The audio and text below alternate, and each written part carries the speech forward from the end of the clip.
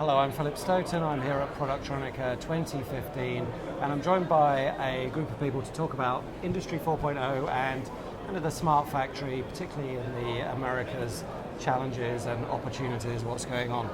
Let me introduce you to who we've got. We've got Jason Spera from Aegis. Jason, thanks for joining us. Bjorn Dahle from KIC Thermal, and Jeff Timms is from ASM.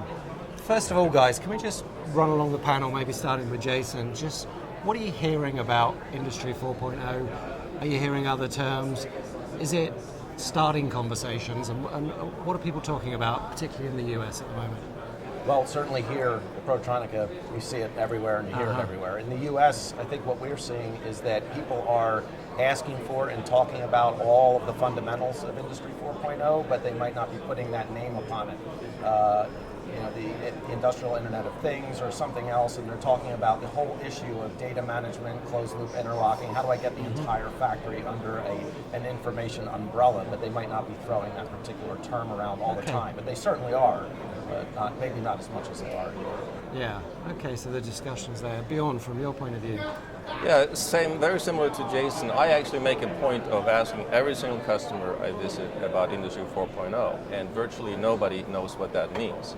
But when you then get into asking about their goals and their challenges and what their plans are for the future technology roadmap, you have lots of elements of it. And so it goes under different names, but I do definitely get the feeling that the industry is moving in this direction, and it has a lot of momentum behind it. Yeah, and it's a more data-centric, more information-driven.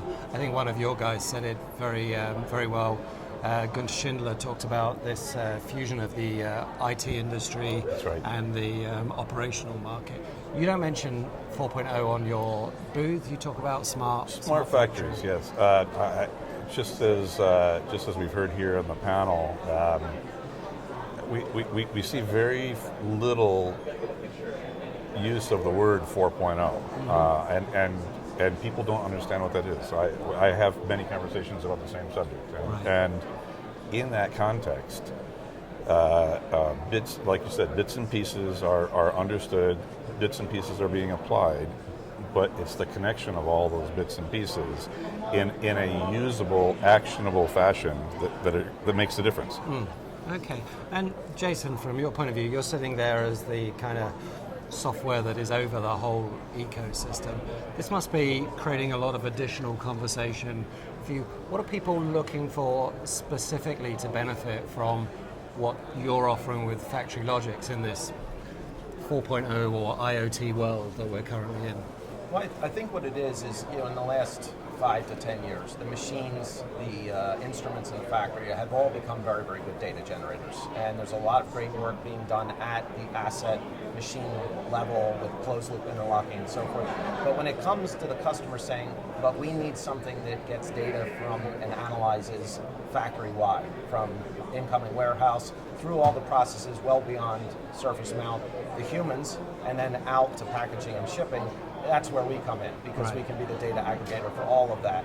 And so it's actually quite good. It's I think the concept of Industry 4.0, the fact that it's talked about is, like you said, it's generating a lot of very good conversations. People thinking more holistically about factory level data. So yeah, and when you've explored it and you've read about it and understood, has it impacted upon your R&D strategy, your product strategy, and how that's deployed? It actually is it always has. Almost in there? It has, and it's been gratifying because we feel we've been a bit of an evangelistic company for a long time about data in and out of machines and so forth, and sometimes it was a bit of the closed looping was more of a difficult conversation because no one was asking for it too much, but now they are. So the possibilities for us as a company are getting much more wide in terms of what we can do with the automation layer, whereas before it just wasn't enough interest to drive that. So yes, it is going to steer us a bit.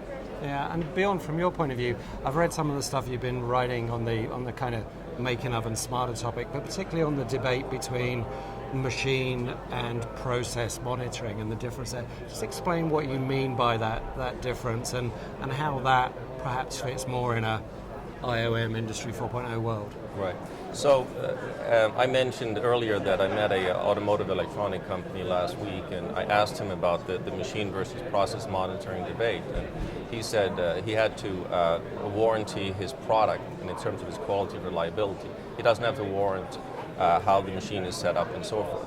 But I don't think there is a conflict there. I think you need both. I think that the reflow oven where we are involved is historically looked upon as the black box process in the industry. You could see what recipe, what temperature in each zone, a lot of machine data. But a reflow oven, its purpose is to process a PCB in spec, and that is measured with a profile, and if that profile is in spec. And so that's the information that we provide. So I think there is a synergy between, if you want to improve upon your production, you need both machine data and the process data. Yeah. And improvements is what it's all about, Jeff. It's hitting those improvements. Where do you do that in the line? You've recently integrated two businesses, but also you're really integrating processes. What does that mean? Yeah, if you look at the manufacturing line in an electronics factory, it's I've used this example before. It's actually quite primitive compared to other industry segments. If you look at the quality coming off the end of your line, all of a sudden you realize that that's dramatically affected by an individual's feel for the screen printer, for example, right? This has to be taken care of. That's in this high-tech world, we're still allowing a process, largely a batch process, to be managed by somebody's feel for or art in the process. If you have the data and it's actionable data, you can correlate cause and effect, then you can have real-time process control, process adjustment.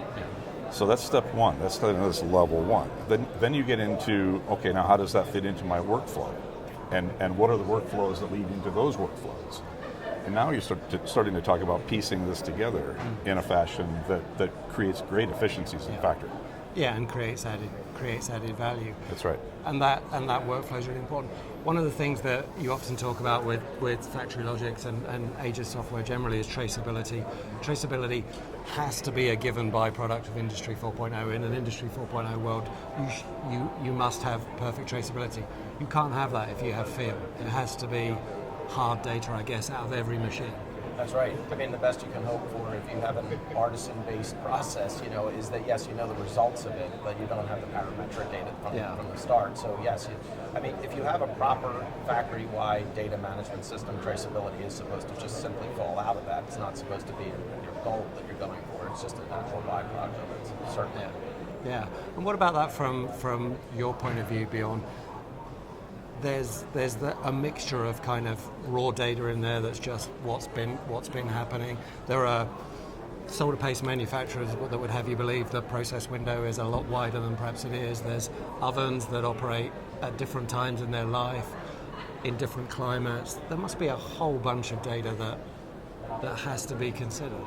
Absolutely, and it's unique to each oven and actually can change over time as preventive maintenance and other changes occur. But I think one thing to keep in mind is that we're very excited about the opportunity to develop cool new software and capabilities with new sensor technologies and so forth.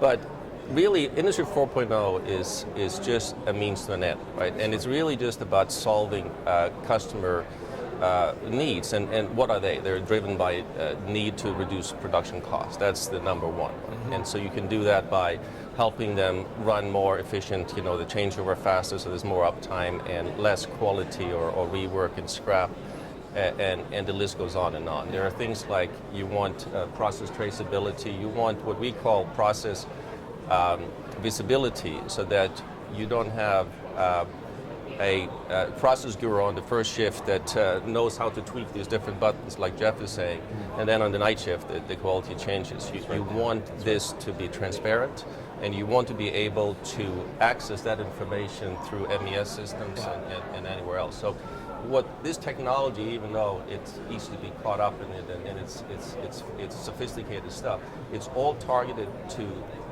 improve the customer production facility in terms of cost, quality, and so forth. Yeah, and it's good that you said transparency instead of as well as visibility, because that's exactly what you guys talk about. The data there that helps you do your job, but the ability to mine down and actually use that data to influence maybe capital equipment decisions, other decisions further down the line. That's right. In fact, if you look at the needs of the factory today, we've got this paradigm shift as a supplier. This paradigm changing around the fact that we no longer provide just products and solutions in a materialistic or hardware sense or software sense. We're now providing solutions that require a great deal of factory consulting. Yeah. And that's changing the way we operate internally, it's changing the way we develop equipment, it's changing the way we develop software, and it's certainly changing the way we deploy it all. Yeah, and then changing the way you interact with your business. That's right. Last question for all of you. You visit lots of factories around the world. Tell me where you think the US is in terms of the race to these more automated facilities. I know, investment has an impact. There are lots of other different things, and where you see it going next. Maybe I can start with you, Jason, for that wrap. That's a very good question. It's interesting. I think it depends on obviously the business context of each market. The U.S. is trying to move. Any given electronics factory is trying to do more box build, get a bigger share of the final assembly, and so forth. So what we see there is configure to order, which in Industry 4.0 it speaks to the adaptability, the single piece flow, all of that seems to be the focus. Traceability is still there, certainly, but it's how do I get my factory to build something that I literally couldn't have predicted I needed to build 20 minutes ago and adapt instantly and do it efficiently. So that's a big driver we're seeing everywhere in the US. Yeah, and on and off the SMT line. You're deployed in businesses that don't even have SMT lines in the facilities. Yeah, and that where the configuration of the final product is so unique. Yeah. Like when you make a Dell computer or something and everyone has their own memory configured, every unit that's going down the line is essentially unique, and being able to have a factory control system that fluidly adapts to that without a lot of human overhead is huge. Yeah. Bjorn, what next do you see? So my anticipation was that high-cost markets like the US and Europe would be leading this, but I don't find that to be the case. I think it's more an industry segment basis. So the high reliability products like automotive, medical, telecommunication, and so forth, they seem to be on the forefront on this, and for good reasons with process control and traceability. And they want the byproducts. Yeah. And by the way, you can find this in the emerging markets just as well as in the US. So. Yeah. Okay. What next from you? I think it's not the big companies necessarily, it's not the small companies necessarily, it's quite a variety of different sizes and shapes of manufacturers that are going after this. But in different ways, and there are those early adopter evangelists out there who understand it and are driving it for their own efficiencies and their own profitability. And today, it's the early adopters that we see floating to the surface. In the future, it won't be about being uniquely competitive. It will be about keeping up. Yeah. And staying in the game. Staying in the game, exactly. And that's when you're going to see this thing really getting traction. Yeah, and people just want it to move fast. Well, whichever right. way it goes, there's definitely conversations and opportunities that you guys will be involved in. No question. Thanks very much for your time. Thanks for talking to me. Enjoy the rest of the show. Thank you, Phil.